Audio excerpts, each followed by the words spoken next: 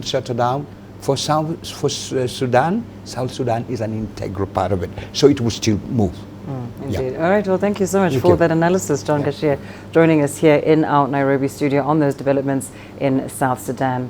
Now, let's move on to neighboring Sudan. Sudanese protest leaders have vowed that protests will go on. Speaking at a news conference in Khartoum, the Declaration of Freedom and Change Forces spokesman Amgad Farid Said said that their goal was clear and all their demands must be met. Anti-Bashir opposition groups and protesters have kept up a sit-in outside the Defense Ministry in the capital. They want a civilian-led transitional council with military representation. Our goal is clear. It's for all demands of the Freedom and Change Forces to be met. Even the Transitional Military Council agreed to this in their last news conference, to meet all the needs of the soldiers, and we are now waiting for the Military Council procedures. There is word that there will be a removal of the protest. That is not true, and as I said before, the protest will go on and expand. Thank you. Now, the World Bank has increased emergency support for the 3 southern African countries affected by Cyclone Idai to $700 million. More than 1,000 people were killed across Mozambique, Zimbabwe and Malawi in March. The new World Bank President, David Malpass, however, says the damage caused by Cyclone Kenneth is still being assessed. The bank says it's activating the International Development Association crisis response window to provide up to $545 million in total for the 3 countries. And meanwhile, 14 cholera cases have been confirmed in northern Mozambique following floods caused by a powerful cyclone that battered the country last week, according to provincial authorities there. Here's CGTN's Susan Mwongeli with more. This is just part of the carnage left behind by Cyclone Kenneth. Thousands have lost their homes, belongings and livelihoods. Kenneth was one of the strongest storms recorded in mainland Africa. Although the area it hit this time round was less populated than other parts of Mozambique, the damage and flooding along its path has been immense. The storm claimed 38 lives. More than 160,000 others have been directly affected, that's according to the United Nations. 4 people died in the island nation of Comoros. There are concerns of disease after authorities confirmed 14 cholera cases in the city of Pemba and neighboring district of Mesufi. Kenneth is the second powerful tropical storm to hit Southeast Africa in 5 weeks. Experts fear it could continue to dump torrential rains on an area still reeling from the devastation left behind by Cyclone Idai. Susan Mwongeli, CGTN. Well, now let's go to Egypt, where the country's parliament is due to hold an extraordinary meeting to discuss President Abdel Fattah al-Sisi's decree to extend the state of emergency by another 3 months. Sources say Prime Minister Mustafa Madbouli will address the House on reasons that justify the new extension. The House's General Committee will then meet to discuss the decree, the reasons behind the extension, and prepare a report that will then be voted on. Let's bring you more on this. We're joined by CGTN's Adel Al-Makhroui in Cairo. Adel, to begin with, just tell us more about this extraordinary parliamentary meeting. Well, the Egyptian constitution gives the president the right to declare a nationwide state of emergency for about 3 months.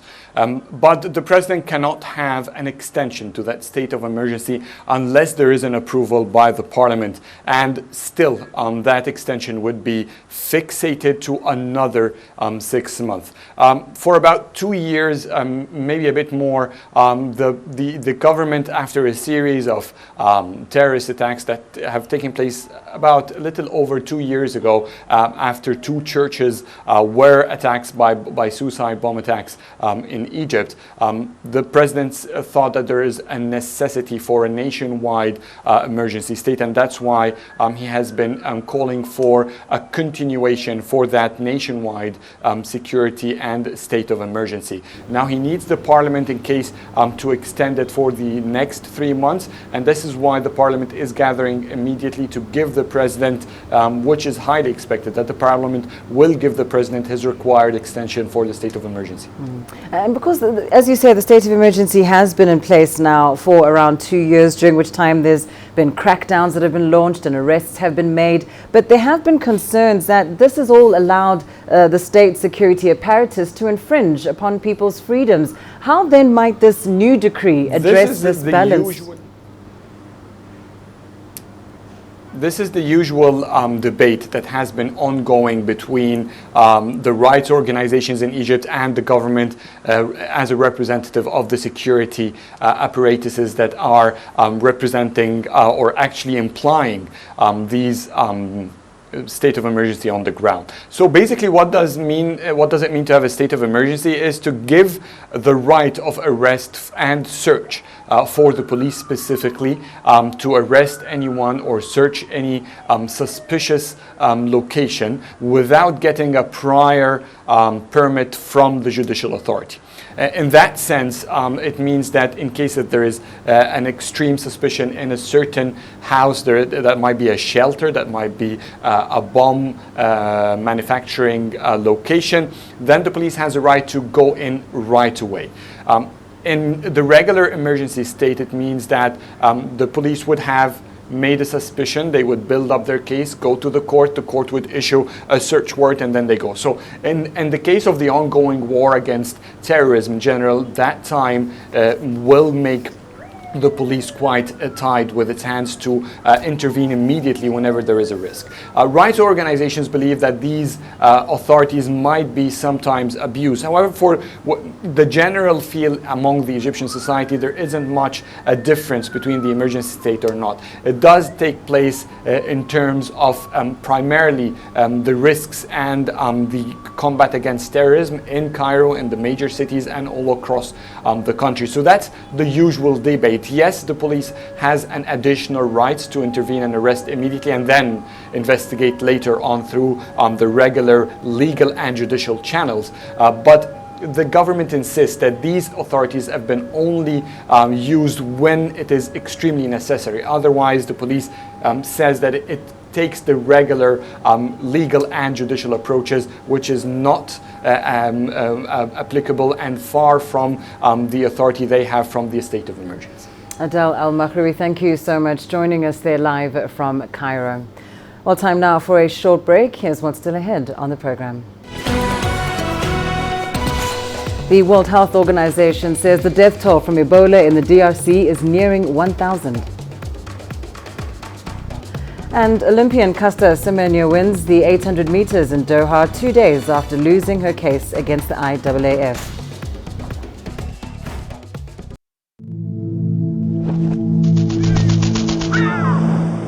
How will your world change today? What happens here? What happens there? Or what you make happen for yourself? If it matters to you, it matters to us too. Your stories are the stories that need to be told. Africa Live. Find your voice.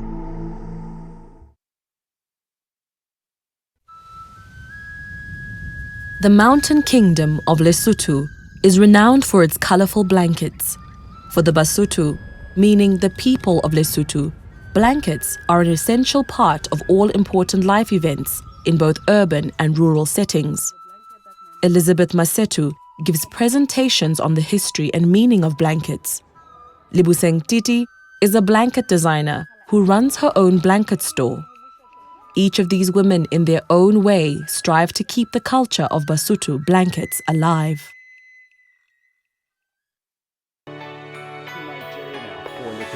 Data out of the country. With a dedicated and diverse team of anchors, CGTN now brings Africa to the palm of your hand. I'm Penina Karibe in the heart of Nairobi, which is bustling. From everyday heroes to the continent's most powerful figures, we bring their voices to you. We haven't changed. And this is something most of us are very excited about. we bring you news that's changing perspectives.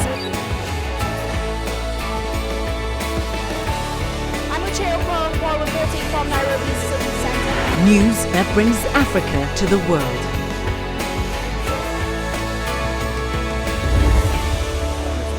CGTN. See the difference.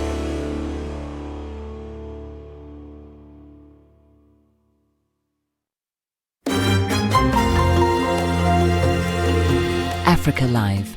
Find your voice.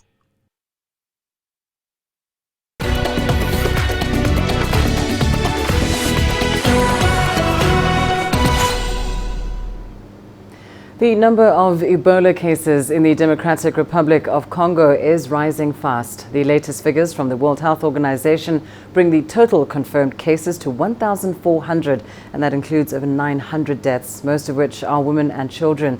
The WHO is now planning to introduce an unlicensed new Ebola vaccine, but response is stalled and hindered by acts of violence against health workers. CGTN's Thuli Shabalala has more. This outbreak started in the DRC in August, just a week after authorities declared the end of Ebola in the west of the country. That outbreak killed 33 people. This one has killed at least 900.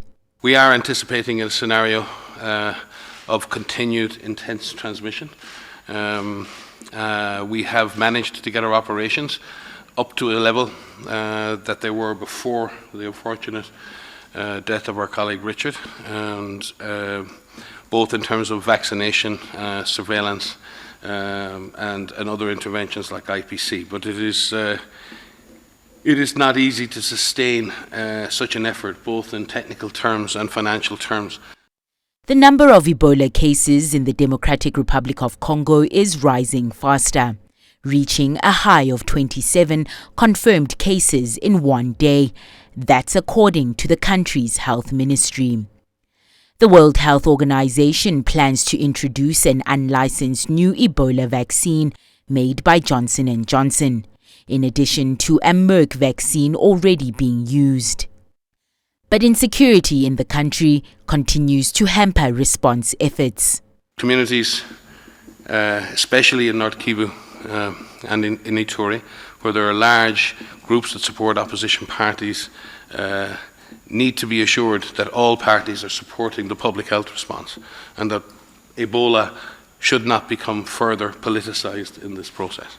More than 60,000 people in the DRC's Beni region in North Kivu province have left their homes since the latest wave of armed attacks began on March 30. Some people are forced to cross the border into Uganda illegally, avoiding official immigration procedures and registration as refugees. They now too risk the virus spreading into the neighboring East African nation. Aid agencies are warning Congolese and Ugandan authorities of a potential humanitarian crisis. Uganda says it's beefing up surveillance teams and authorities along the border with the DRC. Thuli Shabalala, CGTN. Double Olympic champion Caster Semenya won the 800-meter race in the IAAF Diamond League in Doha. The South African won what is presumed to be her last race over the distance, just 2 days after the Court of Arbitration for Sport rejected her appeal to get the governing body's new regulations thrown out. Burundi's Francine Niyonsaba finished second, with Jay Wilson of the US in third. Under the new IAAF rules, athletes with differences of sexual development must either take medication in order to compete in track events from 400 meters to the mile or change to another distance. Semenya has remained positive, saying there's nothing difficult or impossible in life and that she will stay focused. I don't think there's nothing difficult about life. Life is great, life is fantastic. I'm healthy. I enjoy running all the time. I always say, try me, I give you a heart attack. So, action speaks louder than words. Of course, we do this, for people who love us, people who support us. So, for me, I always want to inspire the world. I'm just going to show them, nothing is impossible. It is possible if you believe. So, that's what we do.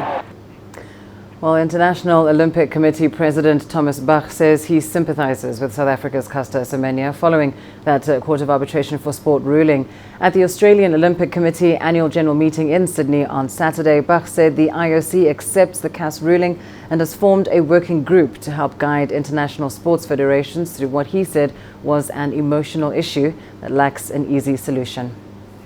First of all, I must say I have a lot of sympathy for Caster Semenya being in this position. And having said this, the issue as such is extremely complex. It has, a scientific impact. It has an ethical impact. It has the impact of fair play there in the competition. So it's extremely delicate and extremely difficult. It's election season in South Africa, and residents of Bakken Park, a housing project, are complaining about poor living conditions. CGTN's Asta Tal looks at how the residents' growing frustrations might reflect on their choices during the country's May 8th general election. Nanyi Moloi starts off the day making breakfast for her granddaughter.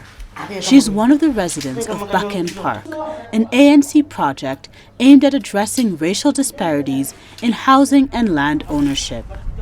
Moloi was excited when she first got the keys to her new house. But happiness turned into disappointment when she found no running water.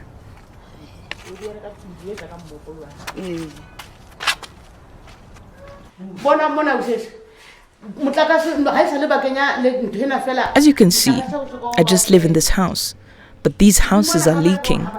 We don't have running water, there are no taps inside the houses, we can't flush the toilet, and we have to use buckets for sanitation.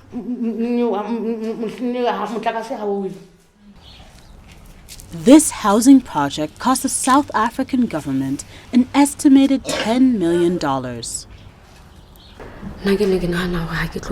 No one has come to check how we are coping with the disaster that we are dealing with. And the most heartbreaking part is that we don't even have electricity. For Moloi and her neighbors, the poor living conditions will have a bearing on whether they'll participate in the upcoming elections. When it comes to elections, they come and tell us everything and anything so that we can vote for them. But they do nothing for us. They just want us to elevate them.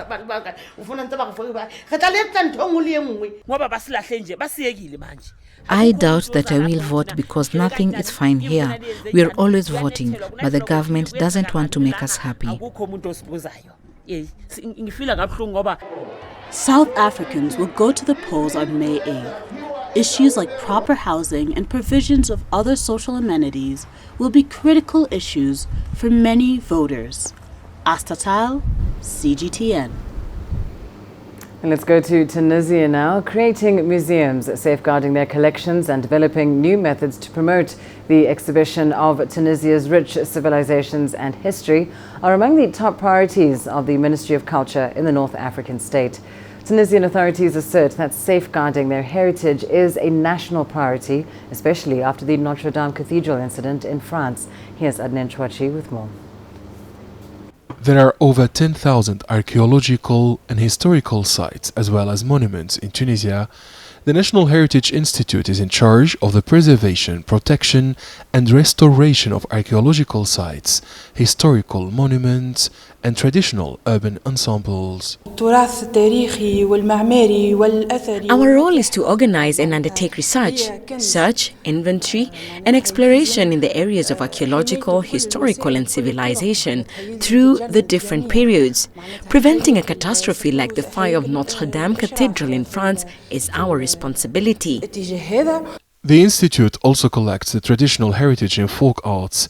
It undertakes all the research, preservation, protection, restoration and exhibition. We show the civilization value of historical documents, science and art, manuscripts which date back to thousands of years and printed materials. Authorities have launched the International Center for Digital Cultural Economy. The research institute is located at Tunisia's prestigious culture city. Its objective is to valorize innovative cultural projects and the country's rich heritage. Researchers, historians, academics, and engineers from different fields are working together to protect and safeguard cultural heritage in 3D. We rely on Tunisian skills and expertise for this ambitious project. Tunisia's Digital Heritage Project will present the country's most important museums to the world. Virtual tours will be made at the Bardo Museum, which has the world's largest collection of mosaics. The initiative will include other museums and historical monuments. History plays an important part in Tunisia's tourism industry. The North African state has managed to preserve a large amount of its renowned historic attractions. Here at Culture City and in each region, visitors can discover the rich history of Carthage, Rome, and many other civilizations. Adnan Shawishi, CGTN, Tunis. In international news, US President Donald Trump says he's held a very positive phone call with his Russian counterpart Vladimir Putin. They discussed the Korean Peninsula and nuclear issues.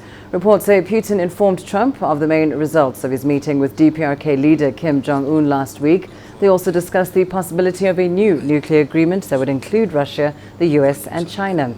Well, earlier we spoke to our correspondent Julia Chapman in Moscow for more details. Of course, this comes just a week after President Vladimir Putin came back from the summit in Vladivostok, where he held talks with Kim Jong-un, the two leaders meeting for the very first time.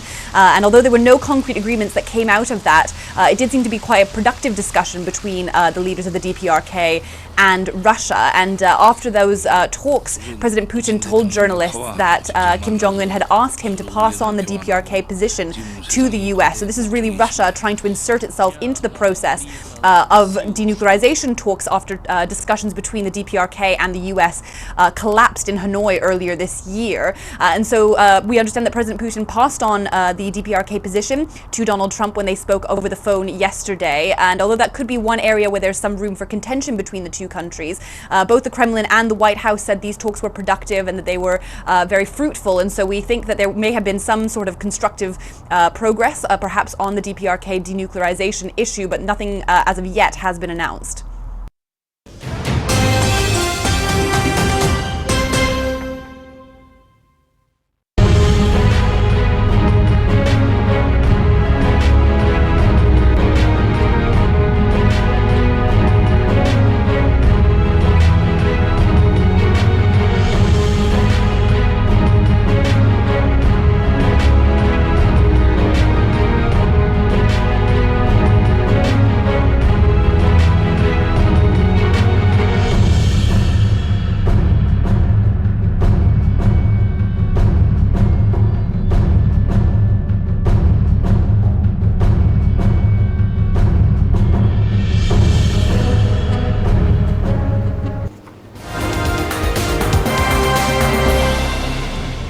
Recapping your top stories, South Sudan will not have a transitional government of unity on the 12th of May as was anticipated.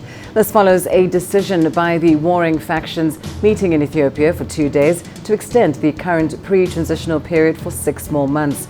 The opposition in South Sudan had proposed the 6-month extension, citing unpreparedness in the security arrangements agreed to in their peace agreement. 14 cholera cases have been confirmed in northern Mozambique following floods caused by a powerful cyclone that battered the country last week. According to provincial authorities there, Cyclone Kenneth crashed into the province of Cabo Delgado on Thursday last week, flattening entire villages with winds of up to 200 kilometers per hour and killing at least 38 people.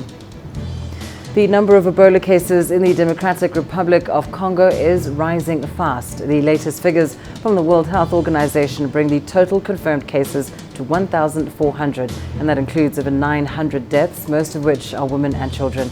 The WHO is planning to introduce an unlicensed Ebola vaccine, but the response has been stalled and hindered by acts of violence against health workers. And double Olympic champion Caster Semenya won the 800-meter race in the IAAF Diamond League in Doha. The South African won what is presumed to be her last race over the distance, just 2 days after the Court of Arbitration for Sport rejected her appeal to get the governing body's new regulations thrown out. And those are your top stories this hour.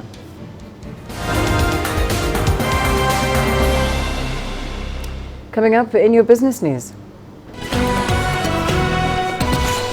The UK's foreign minister talks about improving trade with Africa amid Brexit. And Iran vows not to surrender to US pressure amid oil sanctions.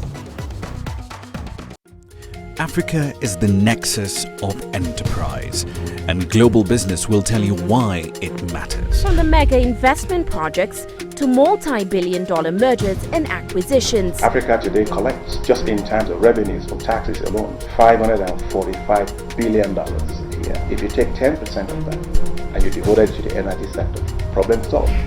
All this on Global Business, weekdays at this time on CGTN.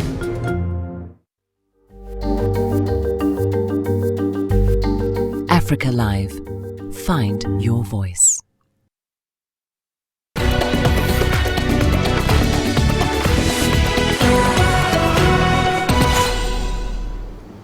In your business news, Nigeria's state-owned petroleum firm, the NNPC, has officially opened bids for this year's direct sale of crude oil and direct purchase to its local and international partners. According to the company, about 132 firms have submitted bids for the crude for product swap program. The scheme is aimed at reducing Nigeria's cost of importing refined petroleum products.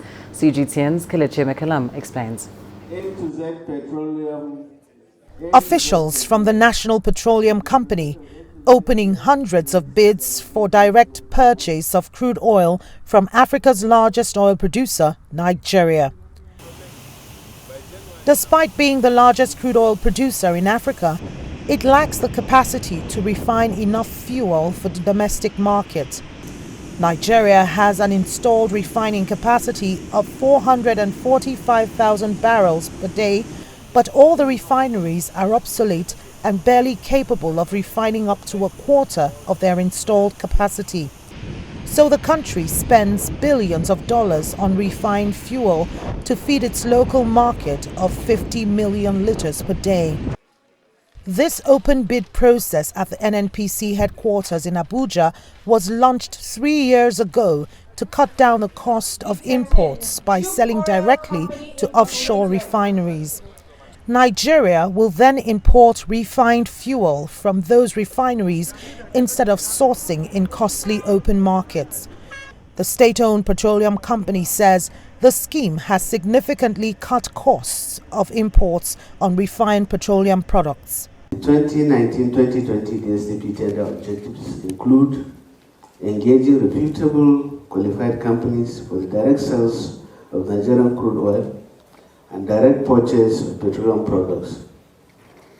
And it also is going to be ensuring selection of off-takers which are aligned with tested, transparent and accountable procedures in compliance with the Public Procurement Act and the Nigerian Content Act. Nigeria spent almost $6 billion on imported petroleum products last year. Its government is battling to reduce that cost. It has recently launched a program to revamp 4 of its domestic refineries. It hopes to end the country's reliance on imported fuel with the completion of Dangote's 650,000 barrel per day refinery capacity. But that will not happen until refined products start flowing out of those refineries sometime next year. This is a process that we cannot afford to play around with. The scheme prices itself with a competitive pricing framework, as you heard from the GGM, which is even lower than the PPRA benchmark, which over the years has ensured significant reduction in product demurrage and costs in the range of 84%.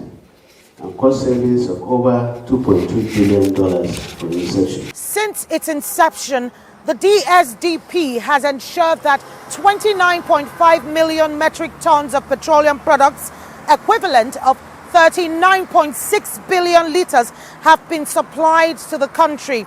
But this is clearly a remedial measure. The government is insistent on having all fuel for domestic consumption refined locally. That way, it can place a lid on foreign currency reversal and save enough to diversify the economy. Kelechi Amekalam, CGTN Abuja, Nigeria. Kenya's biggest telecoms operator, Safaricom, has reported a 15% jump in net profits for the year ending March 2019 to $626.2 million. Voice service revenue grew by 0.3%, while M-Pesa revenue grew by 19.2%, making the two the largest contributors to revenue. Revenue from the data business grew by 6.4% in 2019, plunging from a 24% growth the previous year. Safaricom, which is partly owned by South Africa's Vodacom and Britain's Vodafone, is the most profitable network in East Africa. It also expects its earnings before interest and taxation to rise to $921 to $960 million by 2020. Now, Britain's Foreign Affairs Secretary Jeremy Hunt has reassured Kenya that the trade relationship between the two will remain the same once the UK leaves the European Union. Hunt, who's already toured Nigeria, Ghana, Senegal and Ethiopia, continues to push diplomatic efforts across Africa, discussing climate change, good governance and foreign investments. CGTN's Wilkista Nyabwa filed this report. Shortly after his arrival in Kenya, Britain's Foreign Secretary Jeremy Hunt met with a Kenyan delegation from the Ministry of Foreign Affairs for bilateral talks. His visit is part of a 5-day, 5-nation tour of Africa aimed at trying to convince the continent that Britain's decision to exit the European Union will not hurt African countries' trade partnerships with the United Kingdom. Hunt was intent on preparing Kenya for the possibility of a Brexit agreement.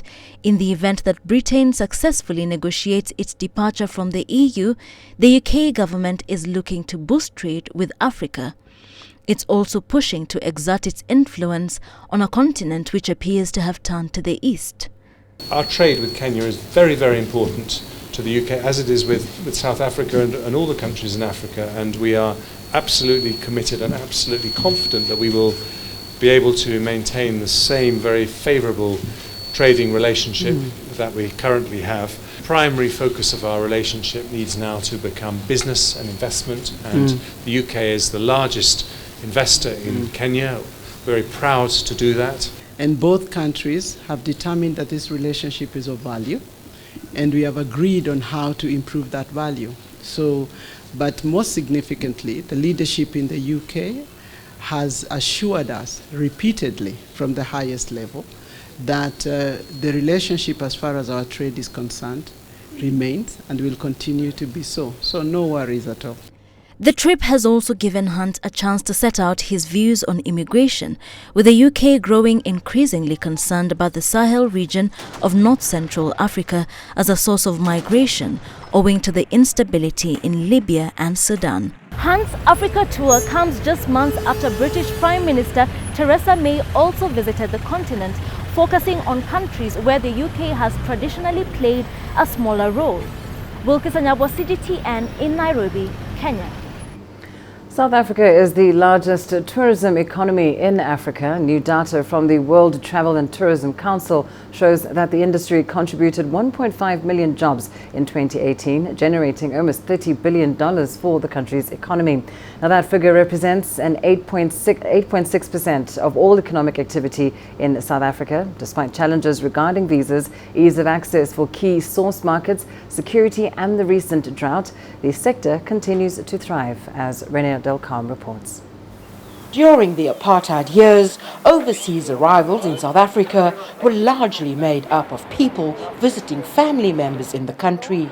But there's been steady growth in the sector over the past 25 years. Since 1994, we've seen quite astronomical growth in tourism arrivals in South Africa, both from the African continent and from overseas markets. What we've seen in the last few years is very impressive growth from both North America and South America, and of course India and China surfacing as potentially enormous source markets for South African tourism. About 10 million international tourists visit South African shores every year. The government has set itself a target of doubling this figure by the year 2030, but admits it's already falling short of its target. The South African tourism sector has been adversely affected by negative factors such as stringent visa requirements, which were introduced in 2015 and has since been relaxed, a notoriously high crime rate, and devastating drought conditions in the tourist mecca of Cape Town in 2018. People were worried that Cape Town might run out of water. It wasn't going to happen, but of course many people changed their travel plans, and the consequence was that we had negative growth in international tourist arrivals in Cape Town. Similarly, perceptions of crime by any global standards for tourists and the kinds of things they do, South Africa is a safe place. Nonetheless, perceptions matter, and they have dampened tourist arrivals in our country. South African tourism employs over 600,000 people, with a value chain of around 1.5 million people. And the government has identified it as a sector with huge potential. Our forecast ahead is a very positive forecast, but right now, if we have to be honest, we're a bit flat right now. We're not where we thought we would have been a couple of years ago. But at the same time, we're aware of the factors, addressing the factors, and therefore we anticipate really good future growth. And it's hoped that this growth will translate into more much-needed jobs in South Africa. We just simply have a very beautiful, exquisitely beautiful country with a diversity of offerings. So from day one, I knew that this is something that can be sold. Renad Al-Kam, CGTN, Cape Town, South Africa. Time for a short break. Here's what's still ahead on Africa Live. If no be you, then tell me who. Them go sempe, them go sempe. Nigerian artist Tiwa Savage signs with Universal Music Group.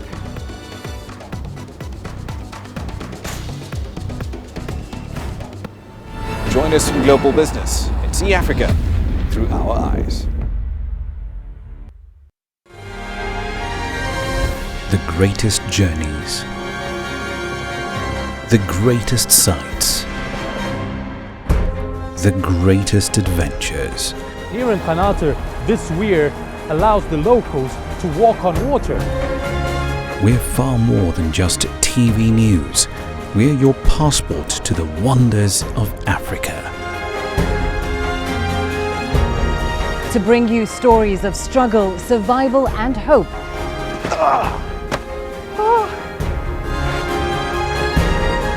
So let's explore.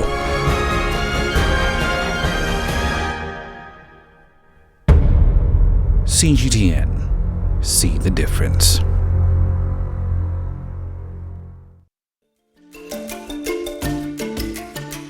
Africa Live. Find your voice.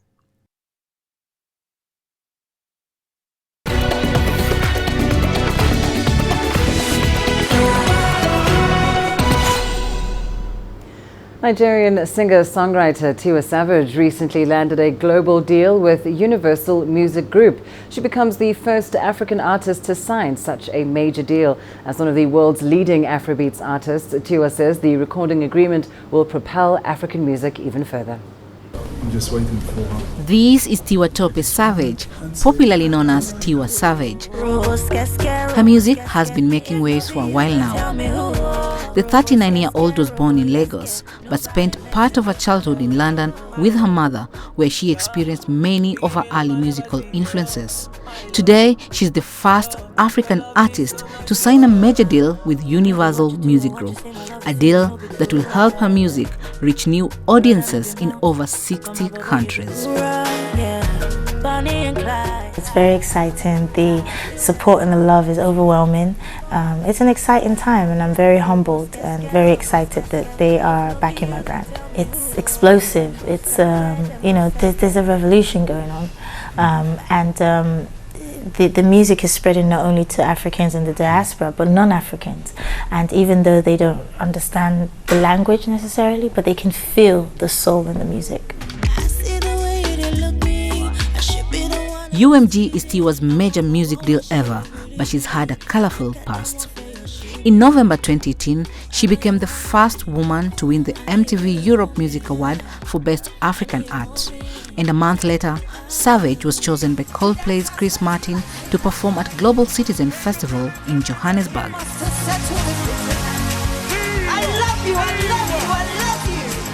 Despite breaking boundaries, Savage acknowledges that it's been tough working in a male-dominated industry. Sometimes you don't want to rush back home to your son, and you're on tour, and he's at that age now where I can't really take him out of school as often as I would love to. So yeah, it is tough, but I do believe as women we are a lot stronger than what we give ourselves credit for. So it's not anything I can't handle. Tiwa now joins South Africa rapper Casper Nyovest at the major label, who signed with UMG back in 2018. And with this, she's likely to disrupt the music ecosystem more than she has ever done. Chomgono, CGTN. And it's a big weekend in Thailand. King Maha Vajiralongkorn has been formally crowned as a divine monarch. The king donned the Great Crown of Victory this morning as part of a 3-day coronation ceremony with Buddhist and Hindu Brahmin traditions. Earlier, he underwent a purification ritual and was showered in water gathered from 9 sacred sources around the country. Water is seen as the core element of the rituals. After the rite, the king changed into a full royal uniform and received sacred water poured by selected officials from 8 directions, representing the cardinal and ordinal directions on a compass. The water was collected from 108 sources. New Queen Suthida has also been crowned. We'll take a short break now. Your sports news up next.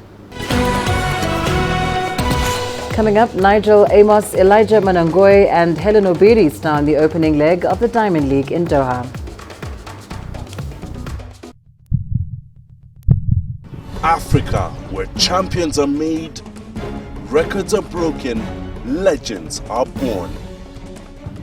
We're there for every goal, for every knockout, for every step of the way.